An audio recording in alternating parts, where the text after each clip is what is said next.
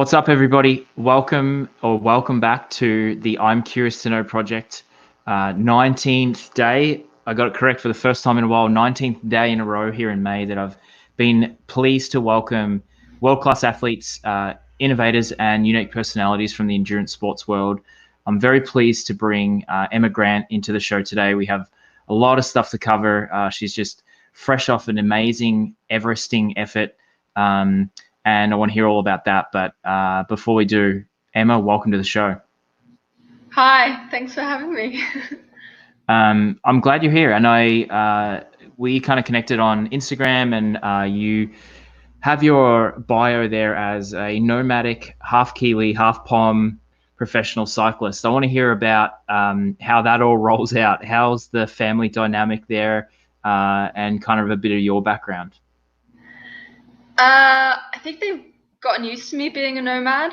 I'm known for having boxes scattered across the world, really. Like in the US, people have kindly let me leave boxes here and there, and the bulk of my stuff is back in the UK with my parents, so that's home.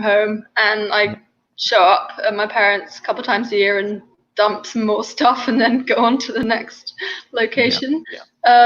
And that's how I roll, slightly unorthodox, and don't know if that's still acceptable at my age, but that's what I'm doing.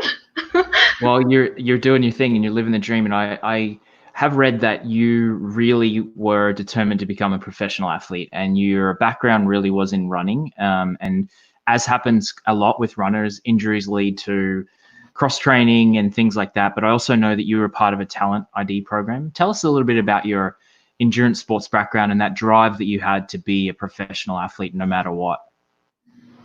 Yeah, like ever since I can remember, all I wanted to do was be the next Paula Radcliffe or the next Kelly Holmes. Like I was just obsessed, and I biomechanically just was not cut out for running. I was a walking disaster and just always injured.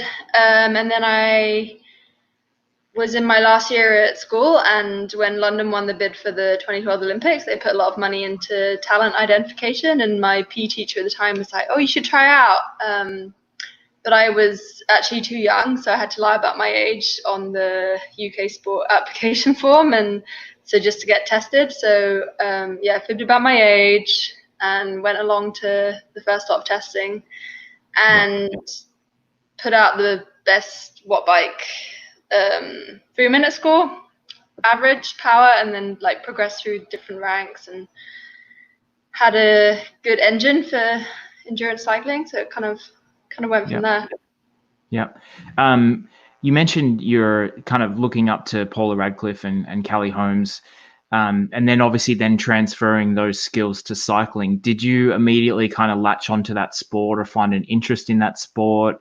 Or what were you thinking, okay, if this has to be it, I'm going to be a cyclist, and then kind of learned along the way from there? I think so. Like, I think I just wanted to go to the Olympics. That was it. But it's all very well having a good engine in road cycling, but there's so much more to it than just that. So once I was picked up via this talent ID program, British Cycling put me into my first race. So they sent me to a fourth cat men's race at this notorious circuit race that has a lot of crashes. And so I jumped into this race having ridden a road bike for like a whole week, and ended up going right into the back of a pile up and knocking my teeth out. And so I learned very quickly that, there's definitely more to just being able to put power down on a stationary bike. What a way to introduce yourself to cycling. Anyone who's been to a Cat 4 crit anywhere in the world knows that it's probably the most dangerous place in the whole entire world. Yeah, my poor dad, like that was his introduction to this new sport I'd discovered. He's watching by the side of the road, and he ends up like scooping my teeth off the tarmac, going to the clubhouse, getting a glass of milk to prolong the life of these teeth, and then hopped in the ambulance with me with my teeth in a glass of milk, where they proceeded to pop them back in at the local Hillingdon hospital. So yeah, God fond bless memory. God bless the NHS. Yeah. That's wild. So then, did you then have apprehensions? Did you then think, what have I gotten myself into? This is crazy. I'm gonna, ruin myself in short order here if I continue this crazy cycling thing. I think I'd already just got the bug. Looking back, I don't know how and why I pursued it following that bad introduction, but I did. Yeah. Was there anything in particular that you can remember? Was it, the feeling of, did you find immediate success? Was it the feeling of being on your bike and that freedom? And tell me, was there some kind of feelings that you remember during that time? I think I was just exposed to a lot of top British riders at the time, so they put me into what they called the Olympic Development Program. So I was put on training camps with the likes of Laura Trott, who then went on to be multiple Olympic champion. So I was just exposed to these riders, and that really sparked that sense of, oh, maybe I could be something. So yeah, I was kind of willing to zone out all the other negatives. Yeah. And were they, were the athletes that you were on the team with or in training camp with, were they super helpful to you and kind of guiding you along and mentoring you through that experience? No. No, opposite. Yeah. No. One of the girls, I'm really good friends with her now, but I just remember like complaining about how bad saddle sore I had after like the first week, and she's like, just like suck it up, like okay. I guess this is how it is. This is how it is. Do you think there was an element of like, maybe, and I've heard this from other athletes who have gone through those talent identification programs, where there's a little bit of this feeling of, I've been a cyclist all my life, this is what I do, and then all of a sudden this runner comes in and they're on the team and they didn't even really have to try. Do you think there was an element of that at all? Yeah, 100%. Yeah. I think you get that vibe as well through like the Zwift Academy schemes that are going on now with riders getting into pro teams. Yeah, it's like riders that have come through the ranks and worked themselves up.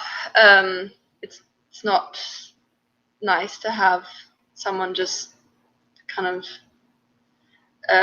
miss out a lot of stages, but come in with a good engine. Yeah, scoop in. Did that change over time? Like once you develop those relationships, show some results, show some talent, did any of those kind of feelings go away, or was it, arm's length for the rest of your life type of feeling? I don't know. I'm sure we will probably warm to each other more. Yeah. But I think, like when you're 19, it's kind of a little catty environment. I'm sure. I'm sure. Now, tell me about then the transition to a pro team. So you go from development, British cycling development programs, and then you're entering professional teams. Tell me about that transition. What was that like for you? I guess I didn't really know what I wanted to do. Like I was in limbo for a while. Like I had a place to go to university, and cycling historically doesn't really have a good culture in encouraging, especially in the UK, like encouraging further education alongside pursuing a career in cycling. So I found a way to go to university and also pursue cycling. So I kind of did it my way a little bit, but it wasn't necessarily a natural progression. Yeah. And tell me about that Olympic dream. You wanted to be an Olympian. You want to be on the biggest stage. You want to be a professional athlete. Have your dreams kind of matched up with reality at this point in your career? No, I would say my 20s have been very rocky. But I still, and I mean, I've had a lot of injury problems and setbacks, and for me, the Olympics is still the pinnacle of the sport. Even other cyclists would disagree with that, but I guess coming from a different sporting background, I see the Olympics as kind of the pinnacle. But yeah, I'm definitely not done. I don't know where the rest of my career lies, but I'm not fulfilled, and I'm not done. Yeah. No, that's I appreciate that. I think you did allude to, you know, some of the challenges you've had in your 20s and the injuries and things like that. And I think that from what I can understand, it's given you perspective, you know, on what's really is important, but it's also given you that drive and hunger. And I know myself, when you're coming back from injuries or illness or things like that, your dreams become even more real and you want to chase them even that much more because there is a chance that it's taken away from you. So why don't you tell me a little bit about some of those challenges that you've faced and the injuries and the surgeries and all of the things you've been to be able to continue? Yeah, I guess probably 2013, I just started not feeling right on the bike, and the culture in cycling was just like harden up, like you're just not tough enough. Like, so for a few years, I just was really trying to figure out why I just didn't feel right, and was just losing power, and then went and saw a variety of different specialists, and was eventually diagnosed with chronic fatigue, and went down that path for a bit. But yeah, my legs just didn't feel right, and I'd had a friend that had this iliac artery endofibrosis condition in her artery, and I was pretty sure that that's what I had. So eventually I got a diagnosis for that in both legs, and then but the surgeon didn't want to operate because the condition wasn't bad enough. So it was basically like, go away, make it worse, get it to the point of being fibrotic enough that I need to operate. So I was like, okay, well, I'm kind of at a dead end road with this. So and then I had a bit of false hope, like other therapists suggesting I tried different things, and just went on this massive hustle of trying to figure it all out, and eventually decided I did want to carry on cycling, and surgery was definitely the only option. And so I had one leg done, the worst side, and then waited for that to really feel like it had worked, and then had the other leg done almost 2 years later. So it was a process. And from what I understand, it's a pretty significant surgery as well. It's not just, you know, standard surgery. Tell us about, well, two things: what that was like, and then the recovery. How did you then realize or feel like it had worked? Yeah, surgeons definitely don't want to do it. They see it as very much a lifestyle problem. You could just quit pushing pedals and you'd be totally fine.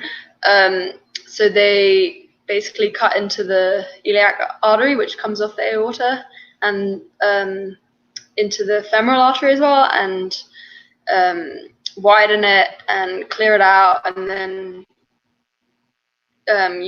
using a bit of cow heart bovine patch,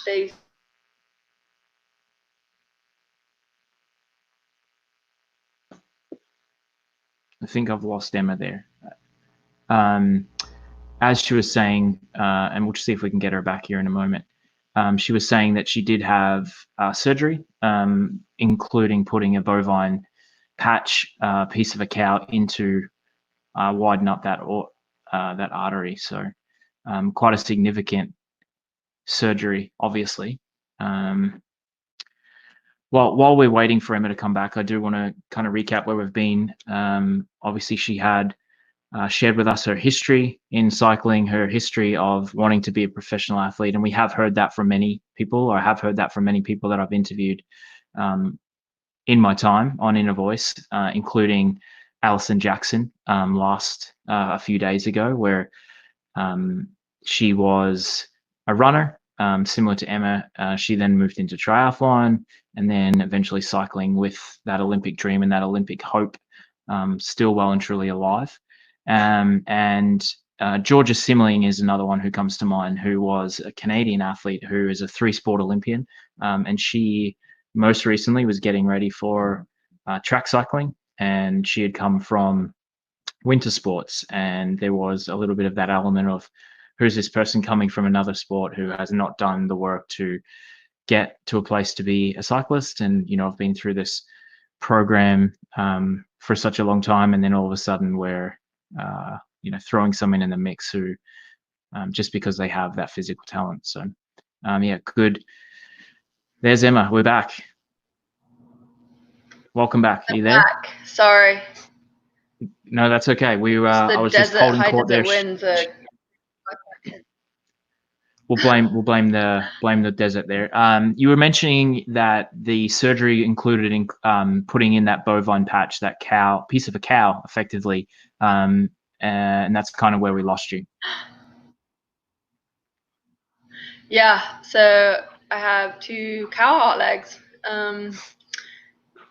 and yeah, then it's a very conservative return to cycling, because you have to let the artery figure out how to dilate again. And you can't get your blood pressure up very high for a long time. And you just have to you don't want to mess around with it. Yeah. Because those legs have to last for the rest of your life. Tell me about that feeling of, obviously you have to be very careful. And then you mentioned that you waited until you knew that it had worked, or that you felt better. What was there testing done for that? Can they put dyes in to kind of see that dilation, see the vessels working, or was it just a gut feel that you had, or a bit of both?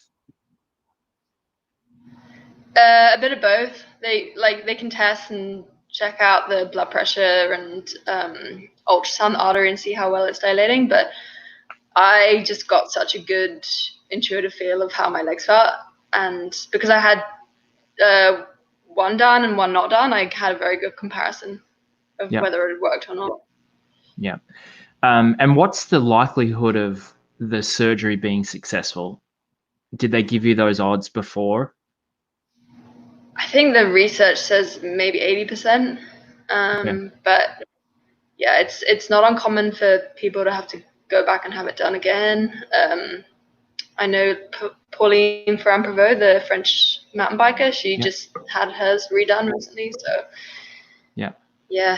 it's risky, but yeah.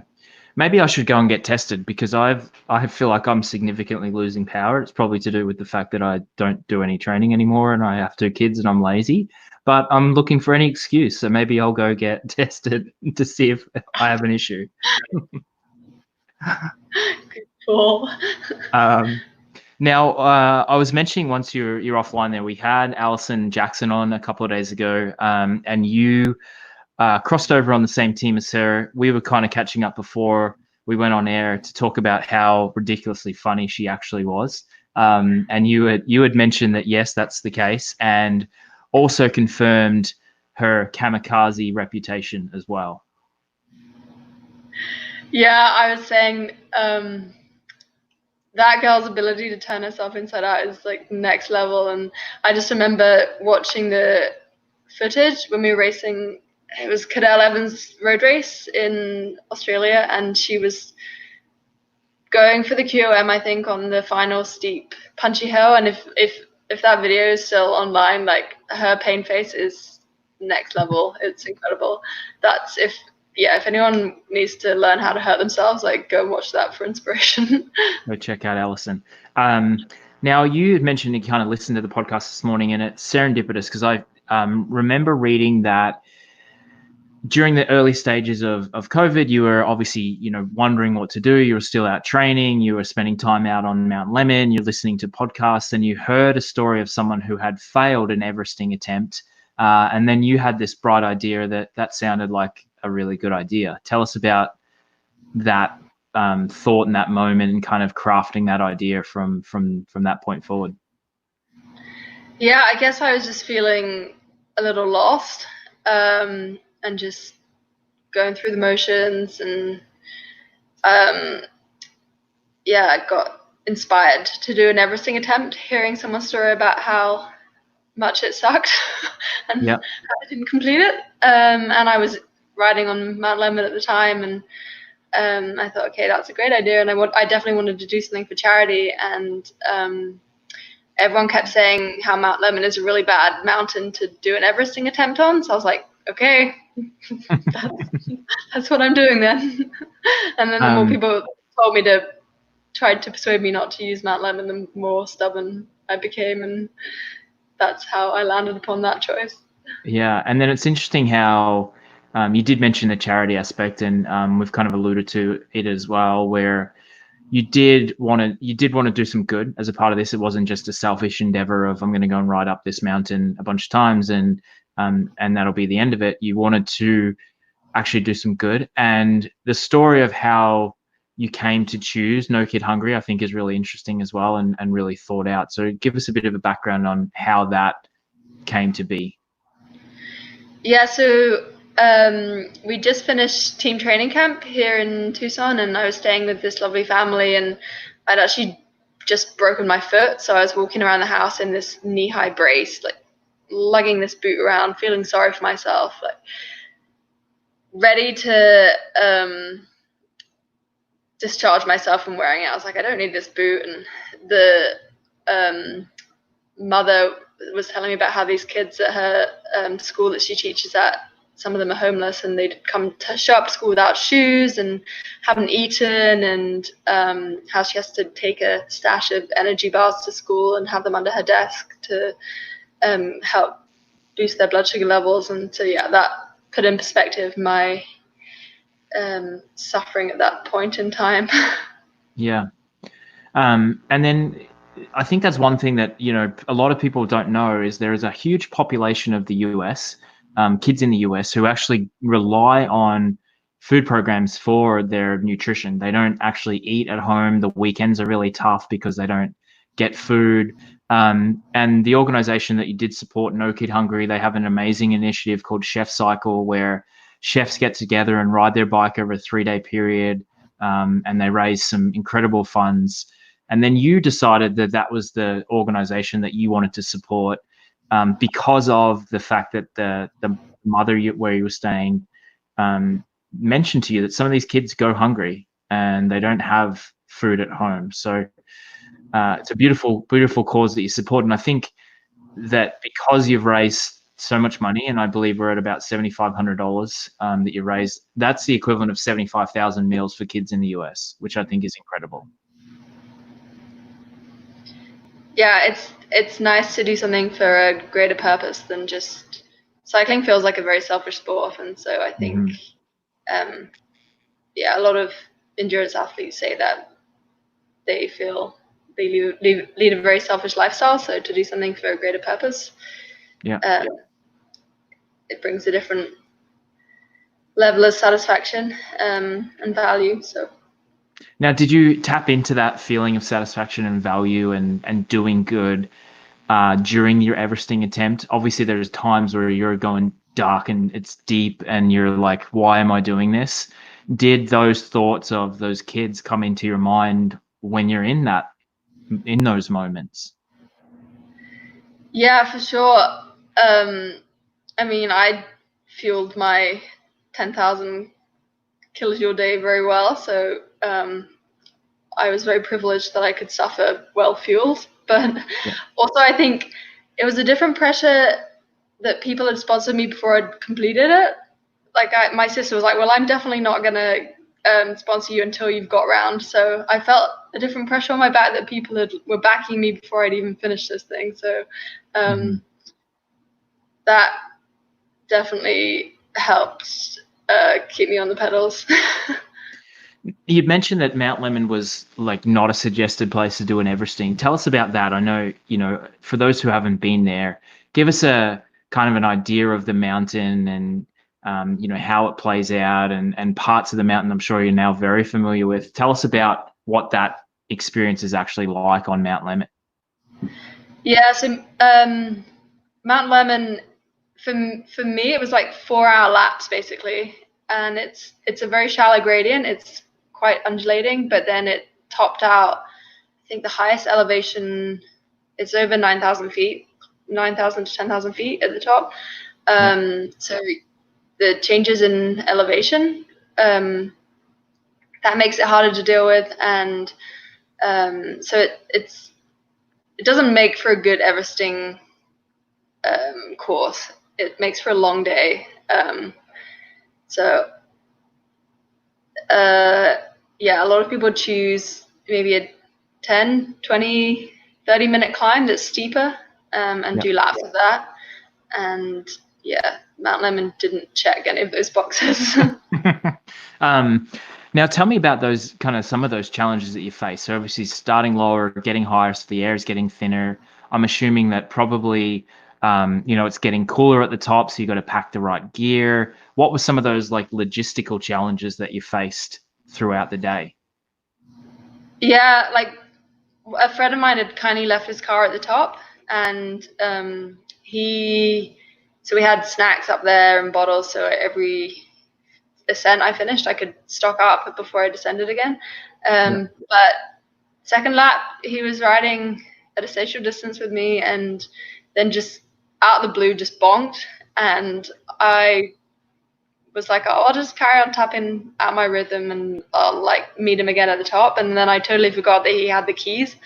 So I was like, oh no, crap, I'm just gonna have to wait around in the cold at his car until he shows up with his keys. And then so yeah, there were logistical mishaps like that. And then my team owner Nicola, she showed up with the team car for a bit and could dish out some snacks and keep hand sanitizing whilst dishing out water bottles and all that jazz. Now, did there? I've heard from other Everesting attempts, it kind of becomes this a little bit of a folklore tale on the mountain where there's other people out there and they get enthused by what you're doing or the other person is doing. Did you have moments like that where people are kind of getting to understand what you're doing and cheering you along and supporting you along the way as well? Yeah, there were people that would just like stop in the laybys and like cheer me on. And the two people that I'd found on the Everesting website that had used Mount Lemmon to Everest on a couple of years ago, I reached out to them via Facebook, and they drove over like a couple of hours to ride part of it with me. So yeah, it was really neat that I had a little people just cheering me on randomly that I wasn't expecting. Yeah, the random support crew. Now I think it was 4 ascents. Talk me through like at what point was, did you come to think, okay, this is enough. I might, I'm going to tap out at this one, or I could just roll down the hill and go home here. What were some of those moments where you're like, I want to quit? Someone was asking me the other day, and I didn't really have a dark patch. I think if it had been 5, I would have been like, no thanks, I'm done. But I also I wasn't doing it like a time trial effort, so I was always comfortable enough. Like for me, that day was not really about like a certain time or a certain wattage. I was just like enjoying the journey. So if I'd been like really kind of pushing into the red, like I'm sure I would have had a lot more of those moments. Yeah. Which is interesting because it was a long day. It was 15 hours from what I understand, almost 200 miles. So, even if you are taking it easy or finding your rhythm or respecting your rhythm, it's still a long time to be in the saddle as well. So full respect to you for being able to spend so much time on the mountain. Yeah, like I felt like I could keep going longer, but I couldn't really go any harder. Like the last ascent, I had a couple of mates join that were fresh and like a little too enthusiastic, and I was just like, feel free to half wheel me, but 200 watts is all I'm doing right now. Yeah. Tell me about, whenever you finish an epic challenge or an epic training day, I feel like there's always this adrenaline burst you get towards the end. Did you experience that as well? You can kind of see the top. I know you finish in the dark, but did you get that kind of burst of energy at towards the end of the fourth ascent? Yeah, I did, and I think being at altitude gives me that kind of feeling, that slightly euphoric feeling, being that high Yeah. up and it's dark and the stars were amazing, and it was like a whole day of kind of forgetting about coronavirus, which is really refreshing back in April. So yeah, definitely. And then when I hit the caffeine with like a 1 ascent to go, that always gives me a good boost. Yeah. Yeah. And what were the emotions like at the top? You finished, it's dark, you're probably cold. What were the emotions that you felt? Talk me through that. The sense of euphoria, but also relief. Like I was definitely winging it. I had broken my foot probably less than 8 weeks before that, and so I was really worried that like my foot wasn't going to hold out, and I'd like be 10 hours in, and I'd get out the saddle, and like that bone would snap or something. I don't know. I just had a horrid visual of that happening. So yeah, relief, euphoria, and just that satisfied fatigue. Yeah. Yeah, it's a glorious feeling, right? You're like, oh my goodness, I'm so glad to be done, but I'm also so proud of what I just achieved. Now, tell me about the reaction following. You talked about people supporting you and donating before, and giving you a bit of momentum and incentive. And then what was the reaction afterwards? Looking at the fundraising page, there's people who are giving you big shout outs and kudos. Tell me what that was like. What was the reaction from the audience? It was so nice to just open up my email inbox every day and have a notification of random donors. And initially I was like reaching out and thanking everyone, and then it kind of got a little too much, and I was like, I can't keep this up. But it was so nice, especially during this time. It's really hard to ask people for money because it's a difficult time financially. So I felt really grateful that people were still finding it. Yeah. Finding the ability to support this. So. Well, it's an important cause, and I think that that resonates with a lot of people. And I know Phil Guyman's raised over 100,000. I think he's just set his bar at 200,000. He's kind of extended his reach a little bit for the remainder of the year. And there's a lot of other cyclists who support that cause and chefs who support the cause. I actually just added a link to your particular donation page. So if people want to go and throw a couple of bucks your way, then hopefully we'll be able to raise some more money. And perhaps this might be the impetus for you to commit to another adventure to raise funds whilst we're still in a little bit of limbo before racing starts again. Yeah, I was talking to a friend about this the other day, and I was like, I'm calling it the ACCC, the After Corona Challenge calendar. Like, Everesting is getting a little bit old now, I think, and need to figure out something novel. So I don't know what the next edition will be, but we have a few months. Yeah. Hopefully we'll get some ideas from the audience and from the crowd here to see if there's any other ideas that people have for fundraising ideas that aren't Everesting Mount Lemmon. And that don't involve a static trainer. Yeah, that's right. And you don't have to be inside.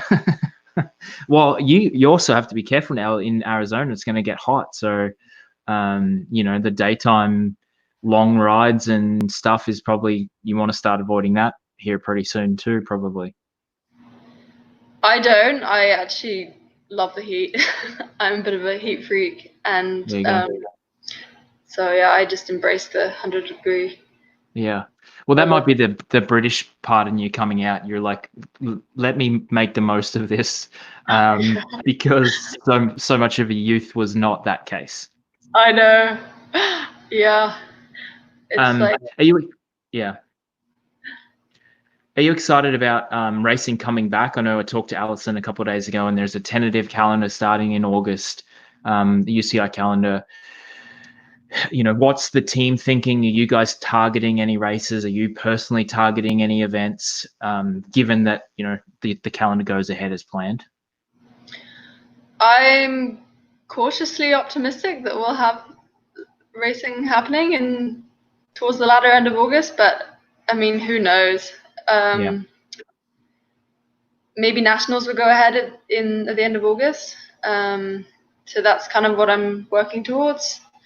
But yeah, no one knows. It's hard to get your hopes up. I don't want to be sounding too pessimistic, but in a way, it seems like this fantasy calendar a little bit that people have just put together and nobody knows. Yeah. Well, it must be hard for motivation too. I know that, when races get postponed and cancelled, and some of the athletes I've talked to have really struggled and gone through those waves of emotions. Perhaps cycling's different because, the training is actually a lot of fun. Like, just getting out and riding your bike is actually an amazing time, and a lot of cyclists really enjoy that part of their job. And because racing happens so often, perhaps it's not as much of a hit. Runners that I talk to, they race maybe 2 or 3 times a year. So, or triathletes, same thing. They're, once a year is kind of the big event. So perhaps that, the fact you do get to race so often means that motivation isn't such a challenge for you at this point. Yeah, and I don't think the initial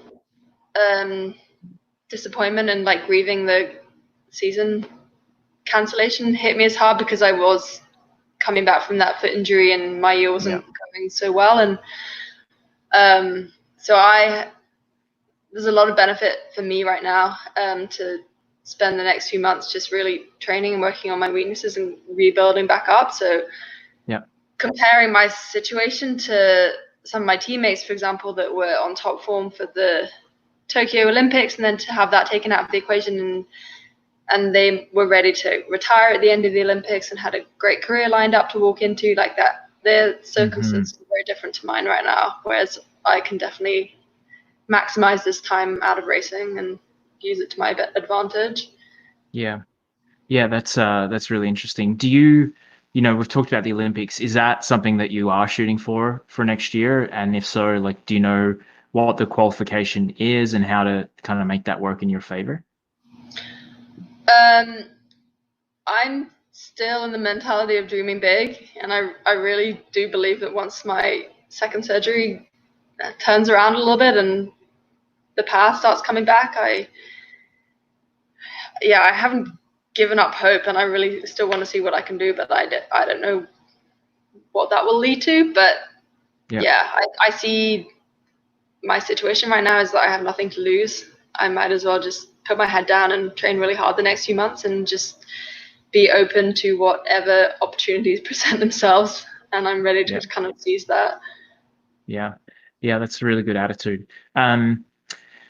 Tell me about the next few months. Are you going to be in Arizona? Is that kind of home base until things all shake out here? So the tentative plan at the moment is to head to Boulder in a couple of weeks. My friend ended up going back to Guatemala to be in lockdown, so she wants her car taken back to where she is in Boulder, where she usually lives in Boulder. So I was planning this nice 2-week road trip, gap year kind of adventure to get there, but I just don't really know like what's okay travel wise, like visiting national parks and making a cool training adventure trip out of it. Like it's just a bit, nobody knows really what's acceptable. So somehow or another, I'm planning to make my way to Boulder and train there for a month, and then head back to the UK at the end of June. Yeah. Very cool. Yeah, you're right. It's hard to know what to do. But it would be a perfect time to see some of those national parks, probably, because there'll be no one there. Now, this has been great. I'm so grateful for you for joining me and sharing the story of, your background and your history and how you got into the sport and doing good and raising money for No Kid Hungry through Chef Cycle. So I appreciate that. And I want to end this segment or this show with 3 questions that I throw my guests each and every day, and you may have heard them. So hopefully you've had a chance to prepare. The first one is, number 1, what's one thing that's changed for you during isolation that you want to keep once we go back to whatever the new normal is? It's funny because I was listening to Alison Jackson's interview when I was training this morning, and she was talking about how she's like listening to songs and really listening to the lyrics, and like I'm finding myself doing that more and more. But I can't say that because Alison said that. So I'm gonna say calling my parents regularly without an ulterior motive and just ringing to say hello. Like I've been checking in with them and just being like, I'm just saying hi, like nothing's happened, I'm not in hospital, I don't need you to like just ringing to say hi. So I'm going to do that more often. That's a good one. So they're not so they're still a little bit wary of you calling, wondering what you want, what you're looking for, or are you in hospital and you hurt yourself again? I love it. Number 2, what's one thing you thought was important before isolation that you're happy to leave in the past? I think excessive choice. Like I thrive on the simple life, and I go well. Like I definitely suffer from decision fatigue, and so right now when a lot of things just aren't an option, my mind is kind of at ease. I'm like, well, I can't do that anyway. Like there's not the same choice. It's you just kind of accept it and work with what you can do. And I like that simple life. So I think, that works for me. How are you going to avoid that? Like once things start opening up and choice becomes more available, how do you think you'll kind of avoid that decision fatigue?